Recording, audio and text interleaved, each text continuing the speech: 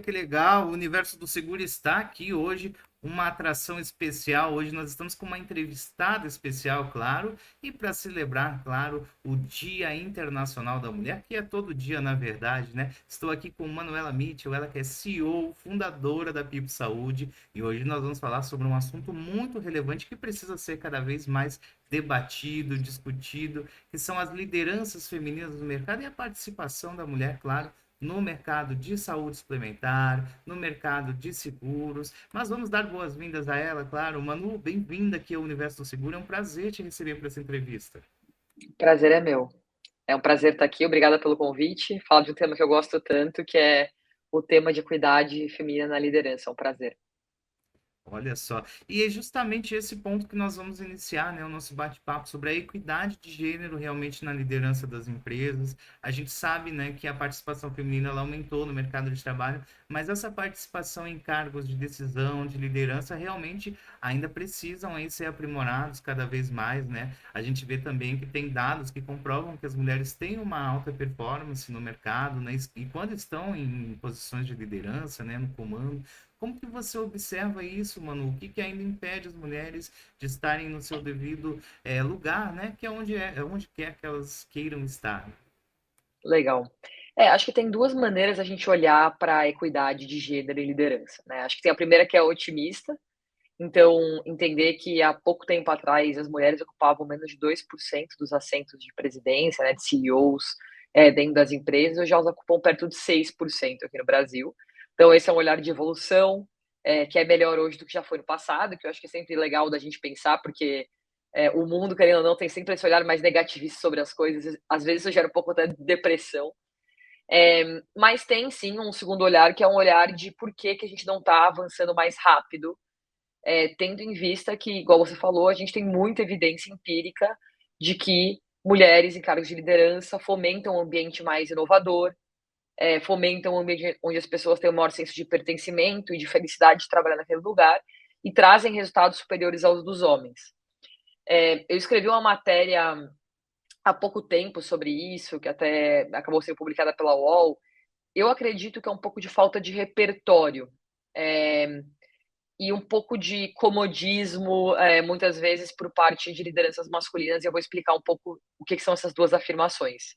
Repertório no sentido de como temos poucas mulheres na liderança, poucas pessoas conviveram com mulheres na liderança para entender o benefício, o impacto positivo de ter uma mulher na liderança. Então a gente fica preso num ciclo vicioso. E acho que o segundo ponto, que é um pouco de comodismo, pô, eu tô ali com os meus amigos, meus amigões, que também são homens e também são líderes aqui dentro da minha empresa, por que que eu vou eventualmente abrir, né, esse lugar para outras pessoas entrarem? A gente, como ser humano, a gente tem um lugar muito de silo, de tribo, e romper essas bolhas é sempre um desafio, e esse é muito o momento que a gente está vivendo quando a gente pensa em equidade de gênero, mas, reforçando o ponto número um, eu acredito muito nesse olhar mais positivista de que aos poucos a gente está furando as bolhas, aos poucos a gente está mostrando o impacto das mulheres na liderança, e eu acho que a tendência é muito positiva sim. Só que como em tudo na vida a gente tem ciclos, né? Eu gosto muito do ciclo ali de Gartner, que ele fala sobre inovação. Primeiro a gente fala, fala, fala, fala, depois a gente tem uma certa ressaca, depois a gente volta para um lugar onde a gente entende, reconhece e acolhe a importância de ter mulheres na liderança. Eu acho que a gente está em algum A gente lugar ali pode nessa, até nessa falar que etapa. isso envolve as questões de gênero e inclusão como um todo, né, Manu? De equidade também, essas discussões nesses status, como você bem comentou até na resposta, né?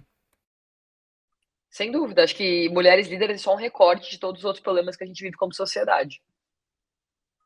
Que maravilha, olha só, quem entende do assunto passa aqui no Universo do Seguro, é claro, né? E você também pode enviar suas perguntas. Nós estamos exibindo esse bate-papo no YouTube, na revista do Universo do Seguro também, ou seja, tem vários formatos aí para a gente se conectar. E o podcast do Universo do Seguro, com toda semana episódios inéditos aqui no YouTube e nas redes sociais, no seu player favorito, como o Spotify, por exemplo.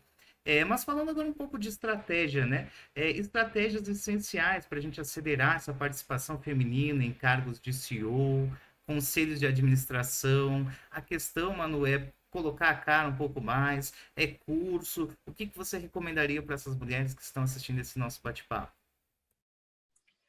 Primeiro, eu acho que é uma recomendação que não é para as mulheres, mas para as empresas, governos, etc., que é, eu acredito muito que compliance e cultura andam juntas. Então, se a gente quer ter uma cultura onde mulheres participam mais desses espaços de liderança, porque a gente reconhece que as mulheres participando desses lugares faz bem para a gente como sociedade, aumenta a produção, aumenta a inovação, a gente tem que ter regulamentação que nos faz mover nessa direção.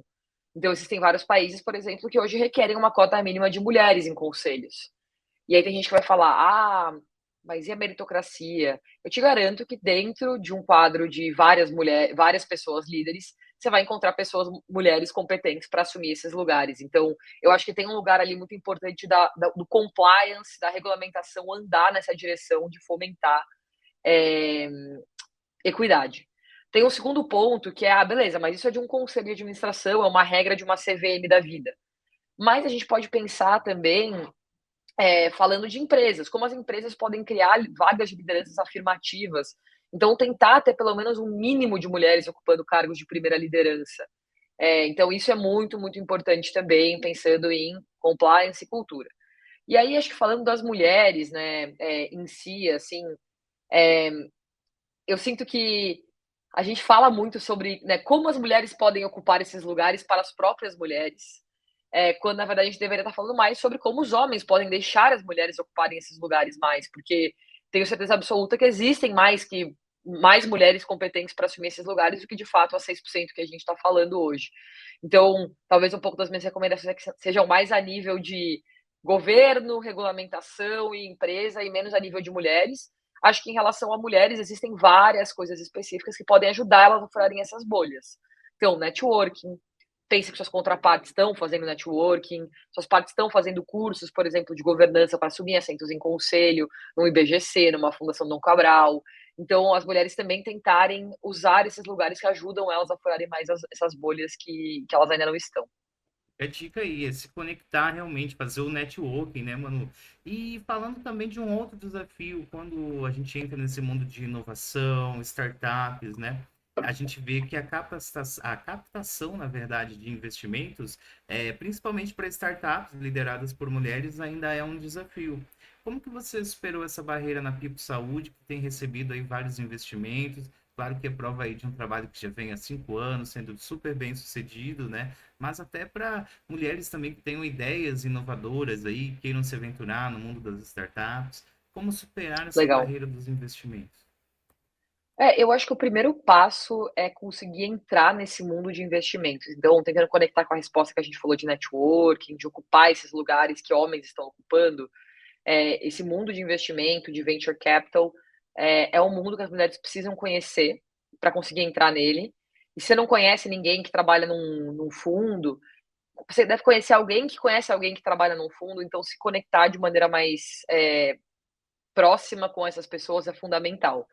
E aí eu acho que o segundo ponto é entender como é o jogo de venture capital e como jogar esse jogo. Eu vejo muita gente querendo entrar no jogo de venture capital, mas que não sabe jogar. Então, eu falo muito uma analogia com esporte. Você vai jogar basquete, você tem que entender quais são as regras do basquete. Aqui você tem que entender. O que os investidores buscam? Eles buscam empresas que estão atacando problemas grandes. Que tipo de empresas eles vão investir em? Eles vão investir em empresas que têm um bom track record, então que estão fazendo um bom trabalho e conseguem provar isso, e que tem também bons fundadores, uma certa reputação ali. E aí, o terceiro ponto muito importante eles vão entender muito como. Então, como você vai resolver esse problema grande? Por que a sua empresa vai ganhar esse jogo? Por que vocês são o time certo? Então, entenda esse jogo de VC, tem muito curso disponível, de faculdade lá de fora, de faculdade do Brasil, antes de entrar na quadra para jogar. Porque se você não conhecer as pessoas, não conhecer as regras do jogo, quando você entrar, você vai acabar parecendo amador. E esses vieses das pessoas formando opiniões sobre vocês vão ser vieses que vão perdurar, e vai ser difícil de você depois conseguir mudar isso. Então, acho que essas são as minhas dicas. Não, e sem falar que esses cursos, né, são oportunidades de fazer realmente uma conexão com pessoas que tomam decisão, acredito eu, né, mano? Para você foi o que fez diferença realmente nessa caminhada? Então, eu acabei vindo do mundo de investimentos, então eu tenho um lugar um pouco diferente, assim, eu já era parte do jogo, vamos dizer assim. Ah, eu quero saber um pouquinho mais agora, não só eu, como os nossos espectadores querem saber um pouquinho da sua trajetória também, né, mano? Até a chegar a esse posto de CEO da Pipo Saúde, fundadora, né, está aí revolucionando esse mercado de saúde, tornando mais acessível. Como que foi essa jornada? E é muito legal também ver que você vem de um mercado que, em tese, é muito masculino também, que é o mercado financeiro, né? Desbravando esses Uhum. caminhos, né, também aí, tornando esses setores mais diversos, né? Legal. Então, minha trajetória, de maneira bem resumida, eu me formei em economia na USP. É, Desde o final da faculdade, eu comecei a trabalhar no mercado financeiro. Então, eu comecei primeiro num banco de investimento, depois fiz a maior parte da minha carreira em private equity, que é olhar para investimentos privados dentro de empresas. Investi em várias empresas grandes aqui no Brasil, dentro de vários setores, mas olhei muito o setor de saúde. E foi muito bacana ter feito parte de um fundo que acabou investindo no mercado de seguros e saúde e benefício. E aí isso me deu um certo estalo do tipo, olha, será que tem uma oportunidade aí? Me parece que tem muita oportunidade de tecnologia, ser uma ferramenta mais usada nesse setor, etc. E aí, com base nisso, eu resolvi empreender em 2018. E aí, em 2019, nasce a Pipo oficialmente. Então, quase um ano ali entre a decisão e, de fato, empreender. E aí, como uma empreendedora, né, fundadora da empresa, acabei virando CEO, junto com outros dois sócios fundadores também, que hoje ocupam outras posições de liderança da empresa. E aí, estamos aqui há 5 anos e meio, revolucionando o mercado de saúde suplementar, de pouquinho em pouquinho. É um mercado super desafiador, mas é um mercado com muita oportunidade. E a pauta foi feita para ser quebrada, né, mano? Claro, temos a nossa pauta especialmente, mas é isso que chama a atenção, né? Em que momento houve, assim, essa divisão de água, se a gente pode dizer assim, onde despertou, assim, aquela sementinha em você? Olha, o mercado de saúde, que é um mercado que muitos temem, tem seguradoras que se saíram, né, desse mercado recentemente, e você não viu ali uma oportunidade para inovar, fazer algo novo. Como que foi, assim, teve alguma leitura específica, um insight? Qual o momento ali que você viu assim, não, realmente podemos fazer algo diferente em saúde? Olha, eu acho que o mercado de saúde, igual eu falei, tem sempre uma visão otimista e uma visão pessimista. A visão otimista é que é um mercado grande pra caramba. A gente tá falando de um mercado de mais de 300 bilhões de reais de prêmio transacionado por ano, que cresce acima de inflação médica, tendo em vista que os custos de saúde e os principais seguros de saúde estão acima do break-even. Então, é um mercado que vai crescer ali entre 30 a 60 bilhões de reais ao ano. É um mercado que, pela característica regulatória dele, é um mercado principalmente empresarial, ou seja, empresas contratando benefícios para os seus funcionários. Então tem várias complexidades, vários stakeholders, mas várias oportunidades, assim. E eu acho que o que me moveu para eventualmente empreender, ele foi esse olhar mais empreendedor de sempre enxergar as coisas pelo lado positivo. Eu acho que, assim, de certa maneira, todo empreendedor, todo mundo que empreende tem que ser um otimista, e um visionário, de certa maneira. Porque a pessoa que fica ali só reclamando, então, o Brasil não vai para frente, etc. Essa pessoa provavelmente ela não vai ter sucesso numa carreira empreendedora, é, que é um pouco, um pouco não, é super desafiadora. Mas é esse otimismo e uma resiliência inabalável que te fazem seguir em frente, né? Olha, está sendo uma verdadeira aula de empreendedorismo aqui, o nosso especial de lideranças femininas no mercado, mano. E falando, passando um pouquinho, né, dessa parte de benefícios financeiros, os principais impactos quando a gente fala de uma liderança feminina, quando a gente observa, por exemplo, a cultura e a inovação numa empresa, que são coisas que devem andar juntas, acredito eu, né? Legal. Então, existe hoje dados, né, que mostram que empresas com maior predominância de mulheres na liderança são empresas mais inovadoras, né. Acho que existe uma falácia, né, uma falsa verdade, que as pessoas falam que às vezes a agressividade, que teoricamente é um traço masculino, é o que promove inovação, quando na verdade o que promove inovação é um ambiente que tolera erro, e é um ambiente que tolera e promove debate de ideias. E eu acho que isso tem muito a ver com a feminilidade, né? A feminilidade ela consegue vir de um lugar um pouco mais saudável, arraigado, menos arraigado de herança ali masculina, de necessidade de ser forte, de ser imbatível, de estar sempre certo. E aí as estatísticas mostram que isso realmente fomenta inovação. Inovação não é sobre estar certo, né? É sobre errar muitas vezes até você eventualmente acertar e isso ser muito bom. E eu acho que é esse ambiente que mulheres conseguem fomentar muito bem. Olha só, que legal. Manu, e agora para a gente dar sequência, né? A gente sabe que no mercado de seguros, especialmente essa questão de ascensão a cargos de liderança, ela é um pouco mais acentuada, né? E que conselho você daria para as mulheres que estão nos assistindo, até os homens muitas vezes, porque os homens também são, de certa forma, vítimas, né, do machismo estrutural, como costuma se dizer.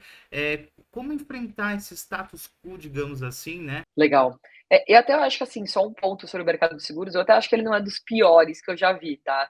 Se você olhar hoje, a gente tem uma seguradora que tem uma CEO mulher, que é a Raquel Reis, a CEO da Sul América, a gente tem, a Luciana Carvalhal na Mil, então a gente tem pessoas, líderes, muito importantes em organizações que são mulheres. Dentro do mercado de corretagem também, administradoras de benefícios, a gente também tem mulheres fundadoras em vários, mas eu acho que, assim, para furar essas bolhas, a gente precisa de exemplo. Então, eu espero que algumas das mulheres que eu citei aqui, né, mulheres do setor de seguros, sejam bons exemplos, e elas são já hoje, para que a gente consiga ver mais mulheres em liderança. E acho que a gente tem que ter uma discussão mais pautada em estatística e dados, e acho que a gente tem que testar um pouco mais como empresa. Então, você está numa empresa que tem 5 homens na liderança, pô, se alguém sair ou se abrir uma vaga nova, por que não tentar trazer uma mulher, pensar, fazer uma vaga afirmativa, e de fato tentar entender como aquilo impacta positivamente o seu dia a dia. E aí eu acho que aos poucos a gente vai quebrando essas barreiras e vai de fato vendo as mulheres ocuparem mais esses lugares, que elas merecem. E eu gosto da palavra merece, porque existe uma falácia da meritocracia, né, enquanto a gente fala de vaga afirmativa, de ai, mas vaga afirmativa não escolhe o melhor. Não, a vaga ela não deveria ser fechada se ela não cumprir os requisitos dela. Não é que eu estou dizendo, escolha alguém só porque ela cumpre requisito A, B, C de gênero, raça, orientação sexual. Escolha alguém porque ela cumpre os requisitos da vaga. Mas quando você coloca uma lupa de afirmação, de procurar com intencionalidade, você acaba sendo muito mais aberto no topo do funil de uma vaga. Então, você, em vez de entrevistar 10 mulheres diretoras, você entrevista 100. E aí você vai encontrar uma. Então, eu acho que são essas coisas em combinação que elas vão fazer a gente melhorar como sociedade. E eu tenho certeza que a trajetória ela é muito positiva. Então, acho que a minha mensagem aqui é de esperança e otimismo. E acho que as mulheres também têm que ter uma certa. eh, Acho que a gente, para chegar onde a gente chegou, né, historicamente falando, a gente teve que se provar muito mais que nossas contrapartes homens. E eu acho que isso não vai mudar no curto prazo, tá? A gente vai ter que continuar fazendo essas coisas. Mas acho que a gente também tem que olhar e falar olha onde a gente chegou, né? Mudamos muito, melhoramos muito, então também continuar esperançosa e resiliente aí pelo futuro. Muitas vezes tem esse status, né, que as pessoas acreditam que não tem a ver com gênero, focam apenas na qualificação e não veem essas outras questões de diversidade que são tão importantes, né? Como superar essas barreiras e até esse senso, muitas vezes a pessoa não tem noção, né, de que realmente pega muito essa questão do gênero ainda nos dias de hoje, né? Olha, eu acho que o desafio aqui é letramento, então trazer dado, mostrar para as pessoas por A mais B o que que é viés, trazer repertório, trazer treinamento para as empresas, ter mulheres, então repertório não só ensinado numa sala de aula ou por uma consultoria de treinamento e desenvolvimento, mas por colegas mulheres, que mostram por A mais B do benefício que elas trazem para esse lugar, assim. De novo, assim, eu acho que esses são problemas complexos para a gente ter uma solução única e rápida para eles. É um processo. Mas a gente, como sociedade, a gente está muito melhor hoje do que a gente estava há 20 anos atrás. Então, de novo, esse olhar de tem que ficar assim, e eu sempre estou indignada com a falta de mulheres em liderança, mas eu acho que a gente também tem que ter um olhar gentil, porque senão a gente passa o ano inteiro e a vida inteira revoltada com tudo e todos, de eu enxergar que há 20 anos atrás o número de mulheres em liderança era muito menor, que a sociedade era muito mais racista, a gente era muito mais LGBT-fóbico. Então, muitas coisas mudaram muito no bom sentido, assim. Então, eu acho que é isso também que a gente tem que pensar, mas entender tudo isso como um processo e entender que como um problema complexo requer múltiplas coisas. Letramento, convivência, dado, estatística, repertório, trazer mulheres líderes para falar na empresa, para inspirar os funcionários, programa de incentivo e de desenvolvimento de lideranças mulheres, vagas afirmativas, enfim, acho que tem uma lista infinita e todas essas coisas precisam ser jogadas num caldeirão e sacudidas para que a gente saia do outro lado mais rápido em equidade de gênero do que a gente está indo na trajetória atual. Olha só, é aquele trabalho de formiguinha realmente, né, Manu? E você citou, indo para o final aqui do nosso bate-papo, você citou, claro, o nome de algumas personalidades, como a Raquel Reis, da Sul América, tantas outras executivas, lembrei aqui da Patrícia Chacon também, que é a presidente do Sindicato das Seguradoras aqui de São Paulo, tá cada vez bombando mais, entregando mais, você também, né, Manu, que é super bem-sucedida aí na área de saúde. Mas outras mulheres, né? Que mulheres te inspiram, Manu, algumas leituras. É legal também ter, né, esse background que tem por trás das mentes que tocam aí as grandes empresas de referência do nosso mercado. Tá, legal. Acho que em termos de leituras e mulheres inspiradoras, eu tenho sido bastante inspirada pela Brené Brown recentemente. Então, apesar da Brené estar bastante tempo, eu li alguns livros dela recentes que eu gostei muito. Acho que ela tem um olhar sobre liderança, complexidades de liderar, muito bom. É muito fácil a gente ficar naquela falácia de tem que ser assim ou tem que ser assado, quando na verdade o mundo não é preto nem branco, ele é cinza, né? E a gente esquece disso. E eu acho que a Brené traz muito esse repertório. Acho que tem algumas mulheres e histórias de mulheres muito legais que eu li recentemente. Então, por exemplo, eu li a biografia da Viu Clicquot, que é uma das primeiras mulheres empresárias e acabou criando um império de champanhe, e tem uma história super incrível num momento de mundo totalmente diferente, onde mulheres nem eram sequer consideradas para assumir essas posições. E ela acabou assumindo sem querer, né? O pai morre, o marido morre, sempre essa história, mas leva a empresa para um patamar totalmente diferente do que ele tinha, do que ela tinha antes. E acho que a minha principal inspiração a nível de pessoa física é minha mãe, que me criou também como mãe solo, e foi Como é uma que é o mãe que nome da trabalhou durante mamãe, Manu? Maria Cândida. Um beijo para Maria É, Cândida, que com certeza vai estar assistindo essa reportagem, né? A com nossa entrevista, vai certeza, estar super orgulhosa da filha. com certeza. Ela é minha fã número um. Então, eu acho que assim, tem várias referências em vários lugares.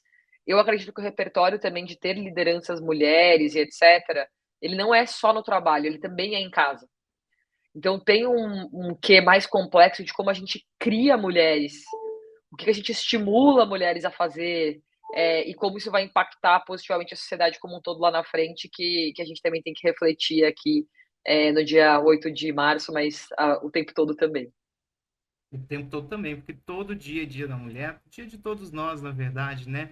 Respeito em primeiro lugar, né? Respeitar as diferenças. Mas que legal, Manu, bate-papo sensacional. Um de muitos, com certeza, que ainda vão acontecer. Você também está mais que convidado para participar com a gente das próximas edições do nosso videocast do Universo do Seguro, que nós estamos lançando toda semana episódios novos. E agora eu vou deixar o espaço aberto para as considerações finais, deixando esse convite em aberto para voltar aqui para conversar conosco sempre que preciso, tá bom? Boa, primeiro eu queria agradecer, foi um prazer aqui bater um papo com vocês, espero que tenham gostado. Igual eu disse, assim, eu não acredito numa bala de prata que vai resolver todos os problemas, mas eu acredito sim, em várias coisas feitas de maneira intencional para a gente de fato fomentar mais mulheres em cargos de liderança, porque mais mulheres em cargos de liderança trazem um impacto muito positivo para os negócios. E aí tem uma dessas múltiplas coisas intencionais que eu falei, que é sobre repertório, sobre referência. Então, eu espero que quem nos ouviu aqui também tenha se sentido um pouco inspirado com a minha trajetória, que não é uma trajetória óbvia de empreendedorismo, e que eu possa ser repertório para que vocês vejam o impacto de uma mulher na liderança e que isso inspire não só as mulheres que nos ouvem, mas todos, a gente ter cada vez mais pessoas ocupando esses lugares. Obrigada, gente.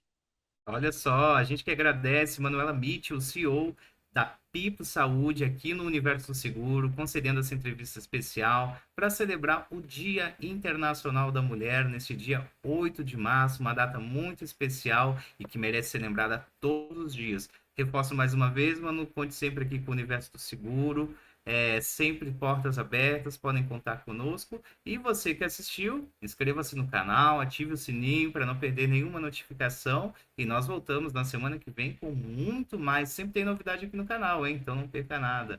Manu, até a próxima.